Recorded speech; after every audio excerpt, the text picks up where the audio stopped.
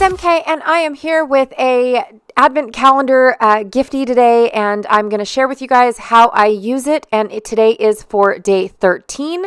And what we got today in our Advent calendar are these amazing little peonies that come with a lot of little leaves. So I am just trying to pick them up and get them. One is stuck to my stamp, you guys.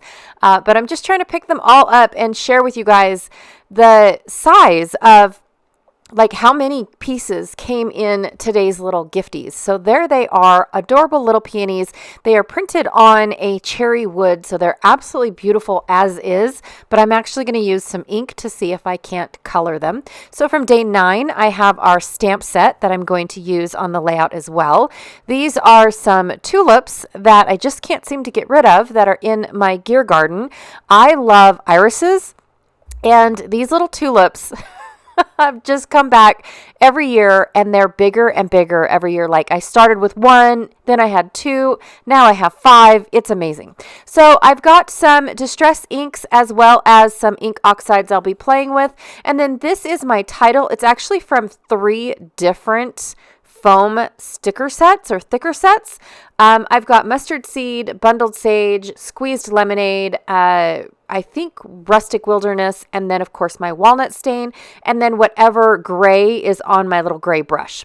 I have a menagerie of gears and things that are from my shop. I think a couple Kaiser craft pieces are in there as well.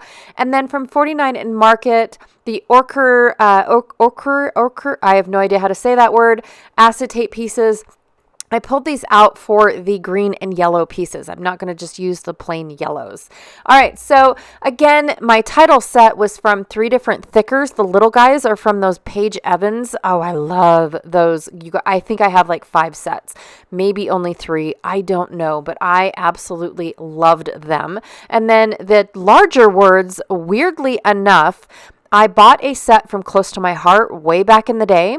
And then just a couple years ago, I bought some from Simple Stories.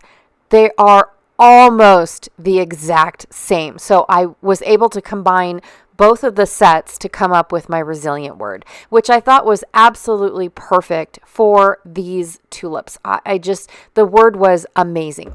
All right, so as you can see, no pattern paper whatsoever is going to be on this layout. I've just got my stamp, which I'm going to stamp a background in. I've got an amazing mesh ribbon-ish that was from Janet. She gifted me that last year, I believe. And it's got a frosting on it, almost like it was made for a wintry layout. But I really like the tones, and so I'm just going to use it for this spring photo.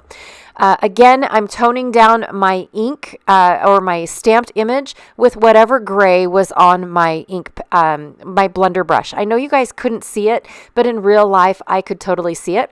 And then I meant to grab oxides for all of my coloring, and oops, I forgot I grabbed ink in my green. So I went really quickly and switched them out for oxides. I'm going to start with Rustic Wilderness down at the bottom of my leaf, and I'm testing it on 1 leaf just to see if I like it, but I wanted my leaves to look two-tone. And so I've got the green or the darker green at the very bottom where it's like lush and new and not sunburnt, and then the lighter green at the top of my leaf, which is that bundled sage that looks like it's been faded in the sun a little bit. It's been in the nice warm, I wish it was warm, sun. And so that's where I'm getting my two-tone. I love the cherry wood that these were printed on, but I do also love adding color to my wood veneer images and actually personalizing them for each page. So for this particular page, the wood veneer would have looked awesome, but mixed in with the gears that I planned on putting on this layout, they would have blended in too much. So I wanted the flowers to shine on their own instead of get blended in and then overlooked because the gear they go with the gears, right? They blend in with the gears a bit too much. So that is why I am coloring them and just sharing with you guys how easy and simple it is to give your wood veneer a little bit of life and color. And again, personalization. You guys get to pick and choose what colors you want for your design, for your layout. So if you guys are doing pink, then the peonies in pink or purple or blue or whatever color. I just happen to be doing them in these yellow colors because of the color of my tulips, even though these are not tulips. I'm okay with that. I just wanted to use some flowers. I think tulips, honestly, are a really hard image to recreate because there's not much to them. And so they can get a little wonky, but they are super simple designs to create as well. If I'm thinking about doing a tulip later on in life. All right, so I'm going to finish off with my peonies, and I've got mustard seed at the bottom, and then this squeezed lemonade up at the top.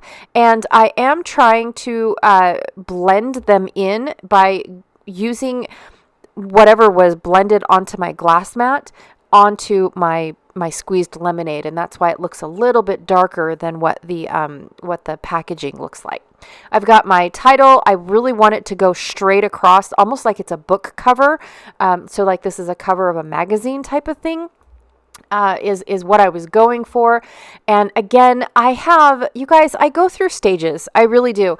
I go through stages to where I feel like I have a ton of paper and no embellishments. So then I want to do paper heavy layouts, and then very little embellishments, or photo heavy layouts that use a lot of paper with very little embellishments. And then sometimes I do absolutely no paper whatsoever, and I just want to throw not a bunch, but not obnoxiously a lot of embellishments, but I want to throw a bunch of embellishments because I have a ton of embellishments, and it just what is it called? Ebbs and flows, right? So when I feel like I use up a ton of embellishments, then I have an imbalance of paper, and it just continuously plays this game in my craft room where, oh, now my embellishments are too much. Oh, now my paper's too much. Oh my goodness.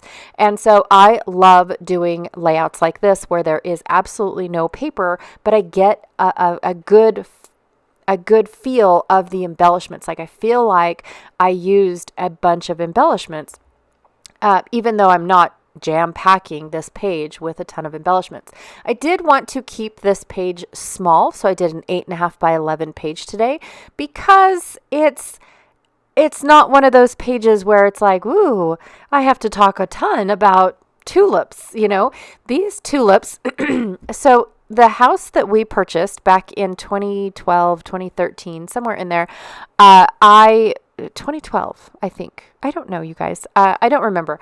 But it had this little pathway, and between the house and the pathway is what looked like somebody had flowers and whatnot. The house was actually abandoned for, I want to say, 1.5 to 2 years before it was finally sold to me. It was in foreclosure for the bank and all that stuff. So the area around it, the grass around it, everything was highly neglected.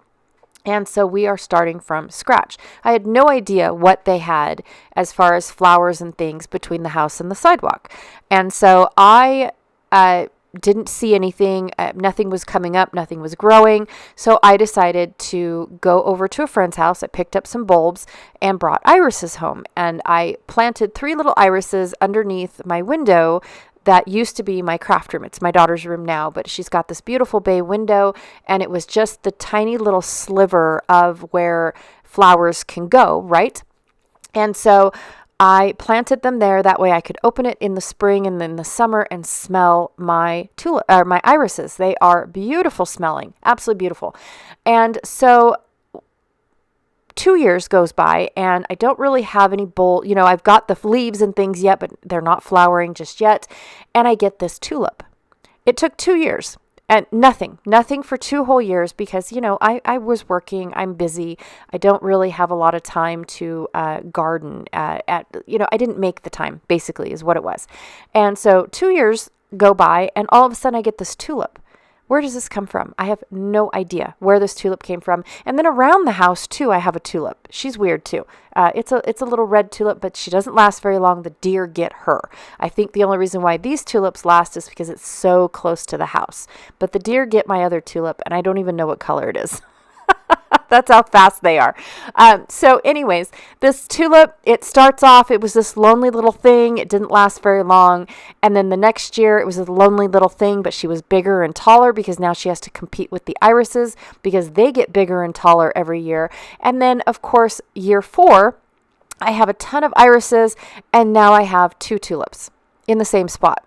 And then the year after that, 2 more tulips pop up, the same 2 tulips. And then 5 years later, I have 5 tulips, and they just don't go away. I have dug up my irises, split them up, made them, spreaded them throughout this entire little flowery garden thing I've got going on, and my tulips just stay there. Like, how do I keep missing the bulbs of these tulips? Where are they? I don't even know where they are, but there they are. And year after year, my husband brings me gears. I've added them to my layout or to my garden, all this really cool stuff. So it's called my gear garden, just because of the fact that I probably have more gears than I do flowers in it now. I absolutely love it.